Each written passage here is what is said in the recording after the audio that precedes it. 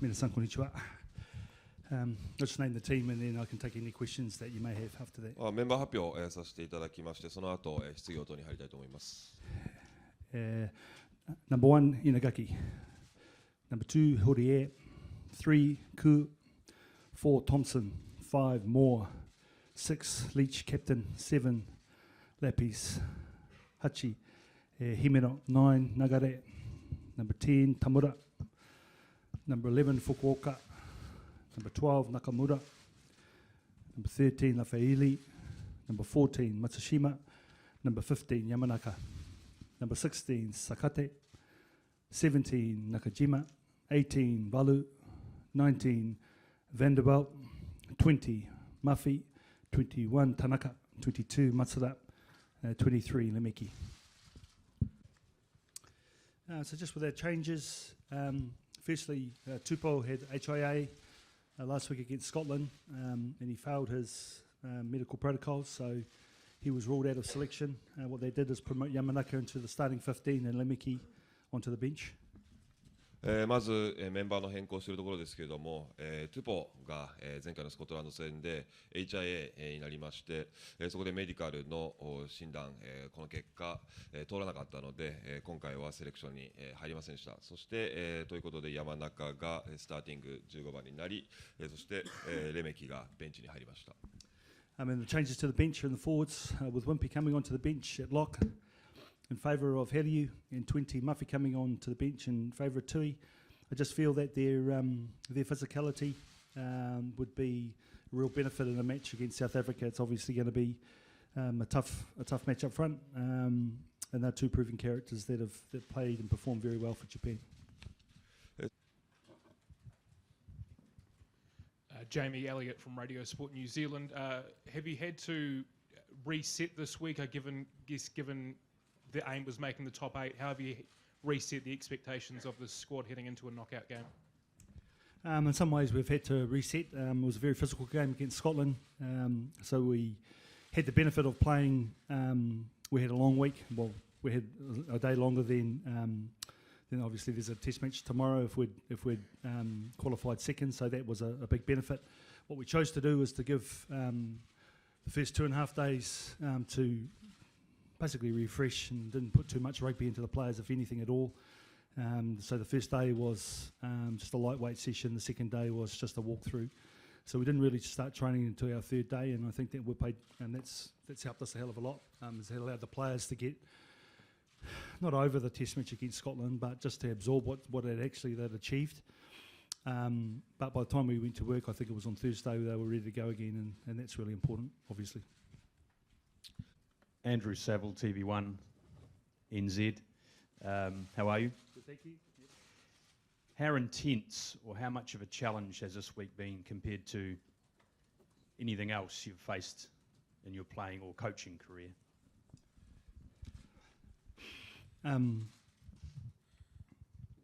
To be really frank about that, the players have really taken over.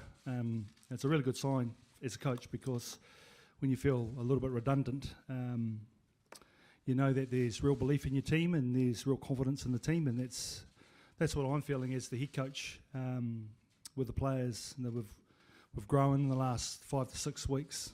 We've grown mentally, and then with those improvements with our confidence, then our game is improving. So the intent is really clear for us. What we've got to get right as coaches is to be able to manage you guys sometimes around expectation and demands on the players.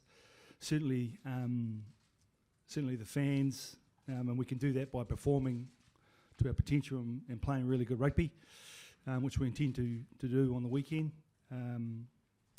But again, the players, and well led by Michael and Lapis and all the other leaders, have really just taken over, and yeah, it feels really good. I see their growth by the application off the field. So in our area, in our private spaces, where they're collaborating with each other and working together to make sure that they've got the detail of their roles sorted out.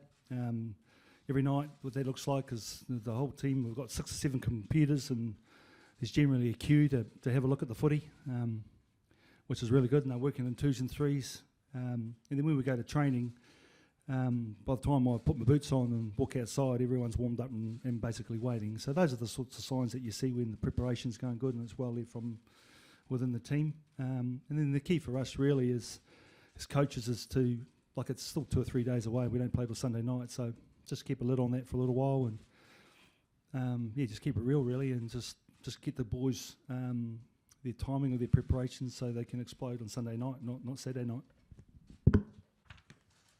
Tom English from BBC. Jamie, how aware are the boys that this is not just a Japan story now? This is a story that's kind of gripped the sporting world. Oh, I'm not too sure, to be honest. Obviously, our boys, our Japanese players don't speak English, or the majority of them don't. They certainly don't read English. So I'm sure a lot of it is booming through the Japanese media and their family and friends, and certainly the people around that's closest to them. But internationally, I'm sure it's going over their heads, which is a little bit funny. And from my perspective, I think it's for the better. それが逆に、うまく作用すると思います。Just one. Yes, right side. Jamie, you mentioned Lapis as one of your leaders. Is this a reason why he could adapt so quickly to Japanese rugby? And what is he bringing to you as a leader? So Lapis has been here over 3 years, and he's played company rugby, and he's played to a really high level back in South Africa before his family, him and his wife, decided to make a big move, which professional rugby players do, and to move to Japan. And the reason I believe he's made a really fast transition into Japanese rugby is because he's a quality man. He's very respectful. He's very intelligent. Mentally, he's one of the toughest players I've coached, and I've coached some really good rugby players in the last sort of 20 years. I think those are the 3 key qualities that come to my mind. That's why I didn't hesitate to promote him to captain when we needed to get Michael's rugby right. So now we've got a bit of a double prong there with our leadership and our young number 8, Himeno, is. Leadership-wise, he doesn't have a responsibility, but he's playing good footy. So the loose forward trio is complementing each other and certainly helping the team perform. So for me personally, as an ex-old rugby player, South Africa is the team that I respected the most as a player, and that's because of the close rivalry over the many years between New Zealand and South Africa test matches in the past. Something that we got brought up as kids, learning, understanding about that rivalry, and then getting an opportunity to play for the All Blacks on a couple of times. I don't know how many times, 3 or 4 times to play South Africa was always an awesome occasion. On top of that, you know what you're always going to get when you play South Africa, and those are the sorts of messages that we've been telling the players. We know we're going to get a really physical match. The physical's a wee bit different to 20 years ago. It's fast and physical now. Years ago it was slightly different. There was a lot of off-the-ball stuff going on, and we gave as much as we got, but it was always a really respectful test match at the end. And what I mean by that is when the rugby was finished and all done and dusted, then it was just good men playing rugby against each other in a really tough test match. The rehearsal that you allude to in September, well, I'm calling it a rehearsal because in that match it was a warm-up game. We were a warm-up game for South Africa, and here we find ourselves now in a unique position. So I have now renamed the September Test match as a warm-up for South Africa and a rehearsal for us, and I think that's something that no other team in the World Cup in the quarterfinals has had, and I think that's going to be a benefit for us. Jamie Clay from Radio New Zealand.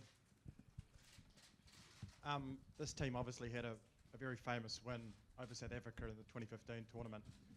Have you or will you draw on that this week, or are you more focused on what the team's done over the course of this tournament? No, we won't be drawing on that at all.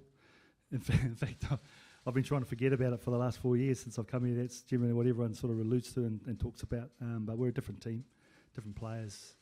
Yes, we've got some same players in there, but that was an amazing achievement for the last World Cup, and we're sort of working on our own things. So no, I won't be alluding on to that. 待ってません。Just finally, what is clear is what South Africa are going to do.